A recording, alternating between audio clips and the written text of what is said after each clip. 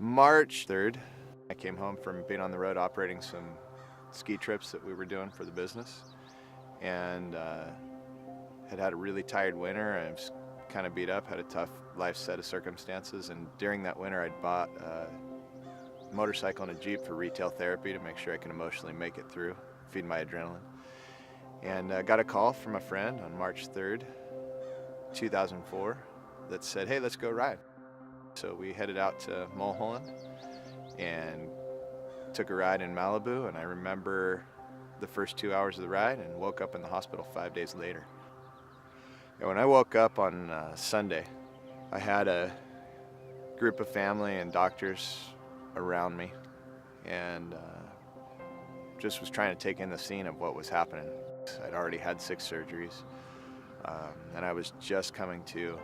And I remember when the doctor first visited, the main doctor at UCLA, he came in, and Dr. McAllister came and said, hey Matt, nice to meet you. And said, hey doc, when can I ski again? And that was my first thought. I'd spent 60 days skiing that winter out of 90, and he looked at me and said, Matt, we're gonna work on walking. That's really what we hope for right now. And I tried to imagine my life just walking, and tears started flowing down my face, and I had no idea the gravity of the injuries at that point. I was just barely lucid again, and that conversation was a life changer. And I had that train wreck of emotion that came through me at that point that was, I didn't know who I was if I couldn't ski and run and rock climb and be outside. I didn't know what it would be like if I couldn't go play soccer with the kids I didn't have and be the coach. I had this crushing blow that just blew up everything that I was, and really caused me to have that visceral reaction of, screw this. Like, I shouldn't have made it. As they filled me in, I had so many days where I just wished that truck would have taken me. 3 years after my accident and into rehab, I realized that one of the strongest things I could do to rehab would be to pedal, and it was helping with my range of motion in the laboratory of the rehab center. That season of getting back on the bike to get back to skiing was my goal, and what happened was I actually fell in love with my mountain bike, and met some great friends and got a chance to really become passionate about riding. That bike really brought life back into my life in a lot of ways. I had met my wife now during that time as well, and it's just been an amazing journey to kind of be whole again.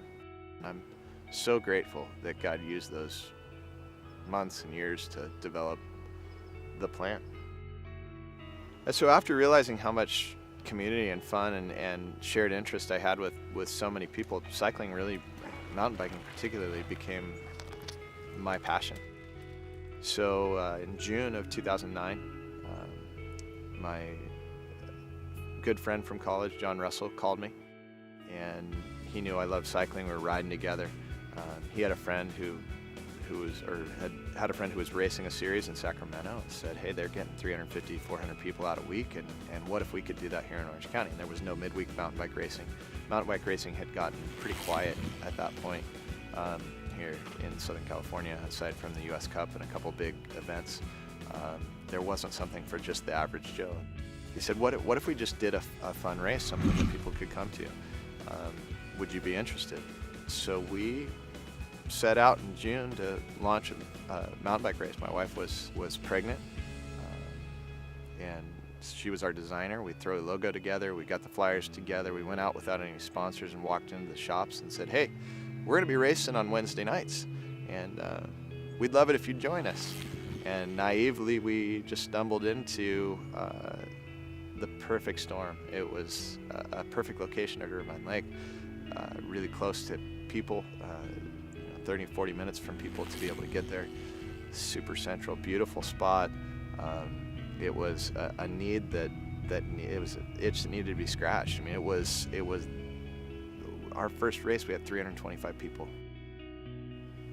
Yeah, it's amazing how that accident was the thing that kind of got me indirectly to fall in love with cycling. And I would have never thought in a million years, nor had a plan to even be involved in the cycling industry. I didn't even own a bike when I crashed my motorcycle.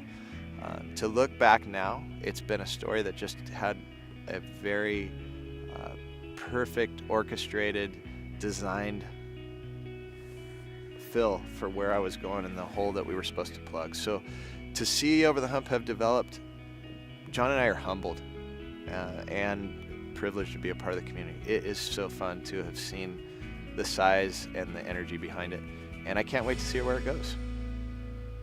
The impact of the truck when I came in and teed into the truck with my legs, it took my legs and tweaked them off to the left 45 degrees. It was about 10 minutes later when Ryan realized I was missing, they turned around, started coming back up, and came up on me laying face down on the yellow line with my legs bent off to the side.